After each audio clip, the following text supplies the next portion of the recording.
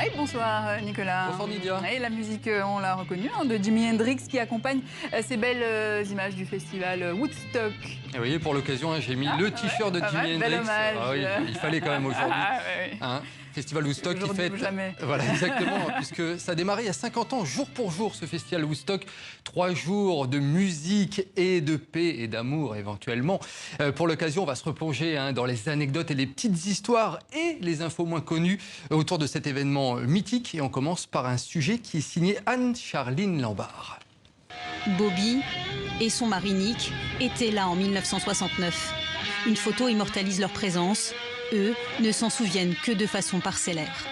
Je ne me souviens pas d'avoir été prise en photo. Je me rappelle de la foule autour, de la couverture. Je me souviens de bribes de détails. Je ne sais plus exactement ce qu'on ressentait à ce moment-là. Je me souviens qu'on se levait le matin, que j'enlaçais ma petite amie. Cet instant pris à la volée, ils vont le découvrir sur la pochette de l'album du festival. De jeunes artistes comme Joe Cocker enflamment la scène.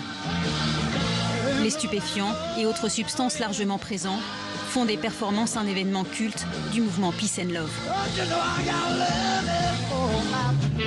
La guitare d'un jeune Mexicain de 22 ans, Santana, favorise les trans.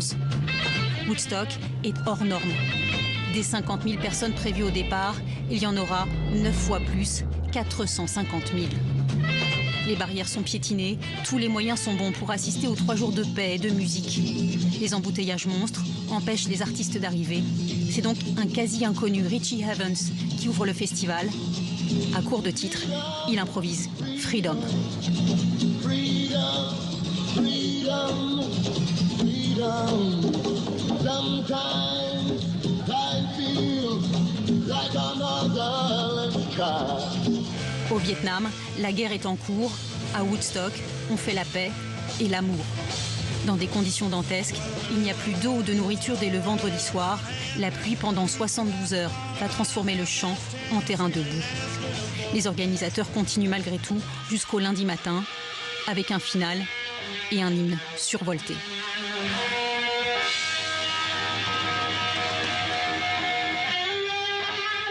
Voilà, encore Jimi Hendrix. Allez, Nidia, on va faire un petit quiz. Non, ensemble. je vais être nulle, je suis sûre. Non, je suis sûr que vous allez être très forte. Petit quiz avec la complicité de l'écrivain Nicolas Finet qui vient de sortir une BD qui s'appelle Forever Woodstock. C'est lui qui va donner les réponses. On commence. Nidia, à votre avis, Woodstock a-t-il vraiment eu lieu dans la ville de Woodstock? Ah bah si vous me posez la question, c'est que c'est non. Eh ben voilà, c'est non. Effectivement, ça a eu lieu à Bethel. C'est au sud-ouest de Woodstock. Explication. En fait, au départ, ça devait se dérouler dans un village qui s'appelle Woodstock. Mais les gens de Woodstock, localement, se sont un peu affolés. Donc il y a eu une espèce de protestation pour éjecter les promoteurs du concert qui ont dû improviser un petit peu dans l'urgence des solutions de remplacement. Et finalement, ils se sont retrouvés près de cette petite ville qui s'appelle Bethel, qui se trouve au nord-ouest de New York, à peu près 160 km au nord-ouest de New York. Et ils ont dû chercher un terrain. Allez, prochaine question, justement. Est-ce que les organisateurs ont trouvé un terrain? Oui, mais où ont-ils loué ce terrain? À un fermier ou à quelqu'un d'autre? Ah bah là, Joker. Joker. Eh ben, c'est bien un fermier. On écoute pourquoi.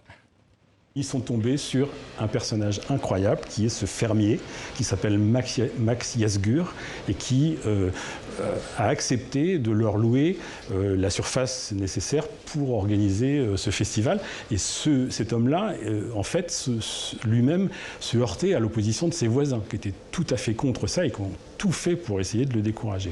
Il y a eu une sorte de deal qui s'est monté un peu dans l'urgence et comme les promoteurs de l'événement étaient un peu le dos au mur, ils ont dû accepter les conditions de Max qui, au passage, probablement n'a pas fait une mauvaise affaire. Voilà, dernière question, à votre avis, quel artiste a donné un concert ultra privé à quelques festivaliers? Santana? Santana, non. Joan Baez, l'une des femmes de ce festival, elles étaient 20% de femmes. On écoute cette anecdote assez surprenante. Joan Baez se rend compte, avant de monter sur scène, qu'il y a des gens qui n'ont pas pu accéder à une bonne visibilité. Et elle dit, c'est dommage de les laisser en dehors. Donc plutôt que de les laisser désabandonnés dans un coin, moi je vais aller à leur rencontre et puis je vais leur faire un petit concert pour eux. Et elle prend sa guitare et pendant 40 minutes, elle joue devant un petit parterre de gens qui sont éblouis parce qu'ils n'en espéraient pas tant. Et ils ont devant eux une icône. Bon, 1 sur 3, Nydia. Ouais. Peut mieux faire.